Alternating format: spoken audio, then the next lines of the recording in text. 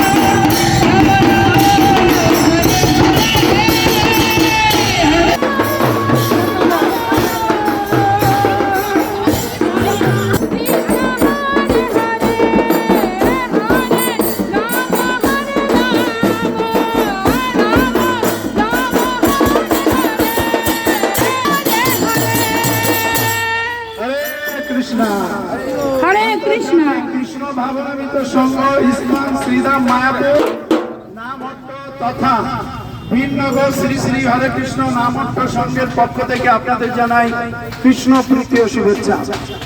আমাদের এই কার্তিক দামোদর মাসে মাসব্যাপী বিভিন্ন অঞ্চলের নামহট্টতে এই নগর সংকীর্তন পরিক্রমা, গীত প্রদীপ প্রজ্বলন এবং গীত দীপদান প্রক্রিয়া চলছে। তারই ধারাবাহিকতা অনুসারে এই বীরনগরে আমাদের এই গীতপতি প্রজ্বলন চলছে, পরিক্রমা চলছে।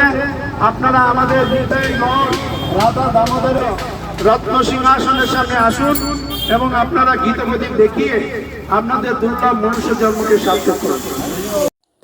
এরপর আমরা বীরনগরের লাইব্রেরি পাড়ার দিকে আমরা ঢুকলাম। সব বাড়ির সামনে দিয়ে আমরা গেছি। এবার প্রত্যেকটা বাড়ির লোকরা সব বেরিয়ে এসে সবাই গৌরনিতাই দামোদরের সামনে দীপদান করলো। আরেকটা অপূর্ব একটা দৃশ্য। এই দৃশ্য সত্যি বলতে আমি এত বছর ভক্তি জীবনযাপন করছি, কোনো দিন দেখিনি আমি এত সুন্দর একটা দৃশ্য। হ্যাঁ, সব জায়গায় গেছি দীপদান করতে, এরকমভাবে রাস্তার মানুষ ঘর থেকে বেরিয়ে এসে, দোকানদাররা সব বেরিয়ে এসে কী সুন্দর দীপদান করছে।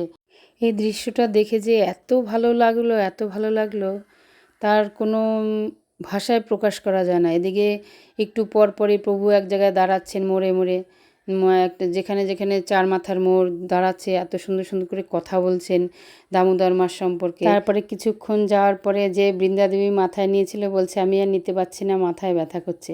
তারপরে সেই বৃন্দাদেবী আমি নিয়েছি। আমার সৌভাগ্য, আমি বৃন্দাদেবীকে মাথায় নিতে পেরেছি। সেই যে কী আনন্দ।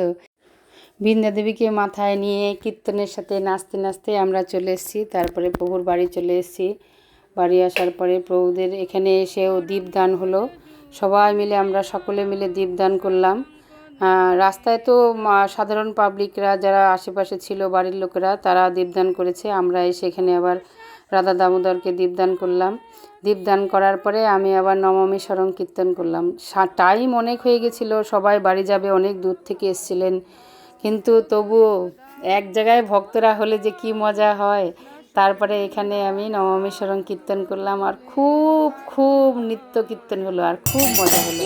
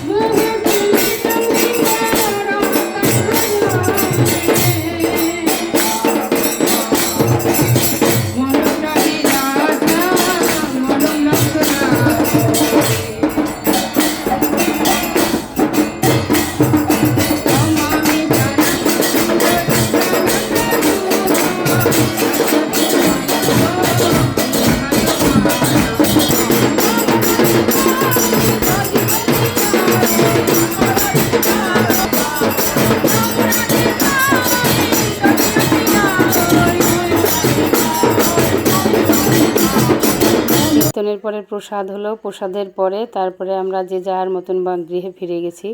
আমার ভিডিওটা আপাতত এই পর্যন্ত, আর একটা ভিডিওতে আপনাদের সাথে আবার দেখা হবে। ততক্ষণ আপনারা ভালো থাকবেন, সুস্থ থাকবেন। আপনারা যে যেখানে আছেন, আর এই মাসে আপনারা দীপদান করার চেষ্টা করবেন, আর ভগবানের কৃপা লাভ করবেন সকলে মিলে।